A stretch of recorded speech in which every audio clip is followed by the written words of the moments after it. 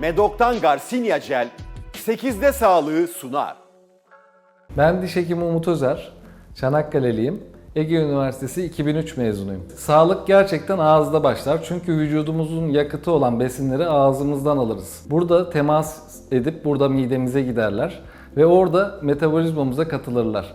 Bu yüzden ağzımızın bakteriden, kendi florası dışında patojen bakterilerden uzak olması gerekir. O da sağlıklı bir diş yapısından başlar.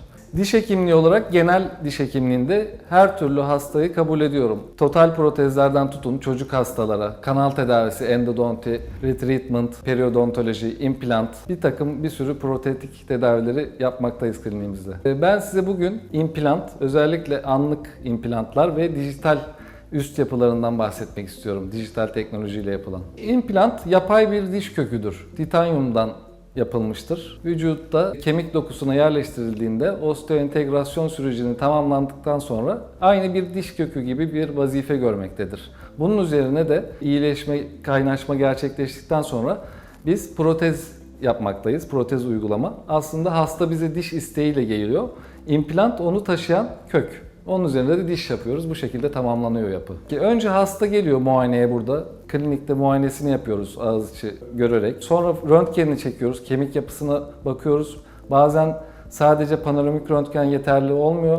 DVT çektiriyoruz. Dental volumetrik tomografi. Boyutunu 3 boyutlu görmek gereken vakalar oluyor bazı. Ondan sonra her şey uygunsa bir operasyon günü kararlaştırıyoruz hastayla. Bu operasyon gününe karar vermemizdeki zaman aralığı filmde belli oluyor daha çok. Yani ya da hastanın klinik durumuna göre. Dişte apse olması, akut bir durum olması fark ediyor hepsi bunların. Ama hazır bir diş kökü varsa ağzında kalmış hastanın ve enfeksiyon yoksa eğer anlık hemen o seansta implant uygulaması yapabiliyoruz bu son teknolojide ve bunun üzerine dijital teknolojiyi de kullanarak çalıştığımız zaman daha başarılı bir iş ortaya çıkabiliyor. Dijital teknoloji burada devreye giriyor. Yani bunun arkasında bu anlık operasyonu yaptıktan sonra daha öngörülebilir bir sonuç elde etmemizi sağlıyor. Ağız içi tarayıcıyla ağzı taradığımız zaman dişi anlık olarak yani o bölgenin eskiden bir hamurla falan alıyorduk ölçüyü. Hamurlarla yani ölçü alınıyordu. Tabii hastada kusma refleksi, bulantı refleksi olduğu zaman bu tetiklenebiliyor. Bazı hastalar tadı hoşuna gitmiyor. Yani bu tip nahoşluklar yaşanabiliyordu ve ölçü hatası, teknik hatalar olabiliyordu.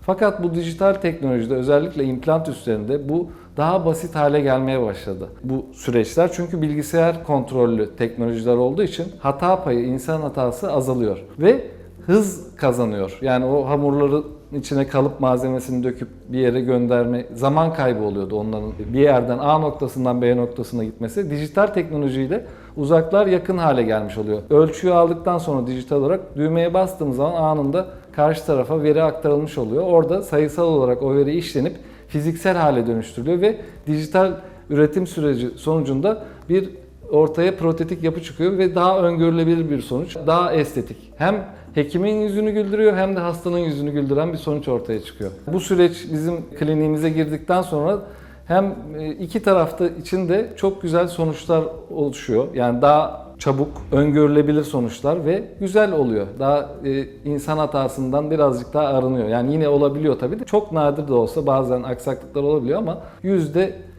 eskiye oranla bunun yüzdesi çok düşük. En doğru zaman hekiminizin sizi gördüğü anda diyelim dişiniz kırıldı. O an bile hekime gittiniz. O an karar verirse hekim bunun kurtulmayacağına dair hani ümidi yoksa kanal tedavisiyle ya da başka bir tedaviyle kurtulmayacaksa o an çekip yapılan implantlar daha güzel oluyor. Benim tecrübem bu yönde dünyada da gelişmeler var. Yani ZLBC yöntemi var mesela. Dünya çapında bir yöntem.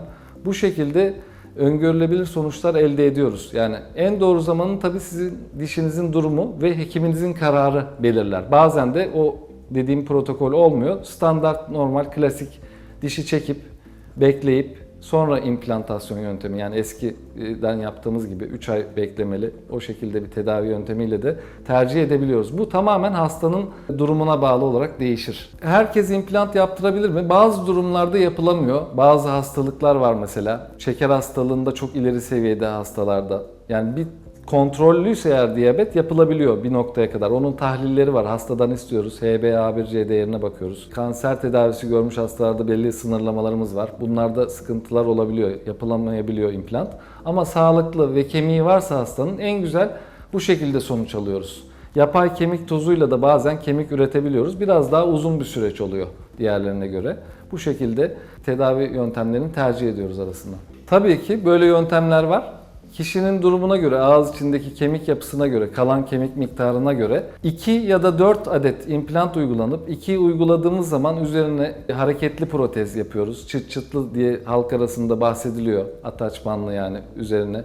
Ve alt çenede çok büyük fayda sağlıyor bu dediğiniz. Üst çenede hani hastanın maddi durumu iyi olmasa bile üst çenede normal bir bütün protez kullanıp alt çenede böyle bir yönteme başvurdum.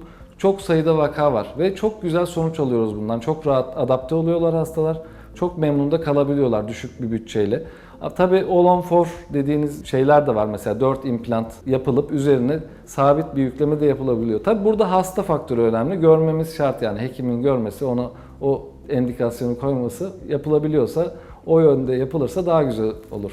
İmplantın markasından ziyade bu işi yapan yani biz diş hekimleri önemli bu konuda ve cerrahi uygulayan yani uygulama esnasındaki titizliği, tecrübesi. Bu konuda hekiminize güvenin. Hekiminiz sizi doğru tercihlere yönlendirecektir. Bir yanlış düşünce her halükarda sonuçta bir yapay protetik titanyumdan bir malzeme yani bir yedek parça gibi düşünebilirsiniz bunu. Bunun da bakımı olması gerekiyor. İmplantın düzenli aralıklarla kontrol edilmesi gerekiyor. İlk yapıldıktan sonra 1 ay, 6 ay ve 1 yıllık aralıklarla kontrol edilirse biz kendi hastalarımızda 3 yıl sonra da çağırdığımız oluyor. Yani bir servis gibi düşünün bunu. Bir implantınızı ömür boyu gitmez. Yani öyle bir garanti vermek abartı olur. Yani ama iyi kullanılırsa, bakımına dikkat edilirse çok uzun süreler hizmet verebilecek bir yapı. Yani diğer dişlere göre bu şekilde bir yapı. Bu konuda diş hekiminize güvenmenizi isteriz. Diş hekiminize senede 2 defa gidin. Olmuyorsa mutlaka bir defa ziyaret edin ve sağlıklı dişlerle sağlıklı gülüşler diliyorum size.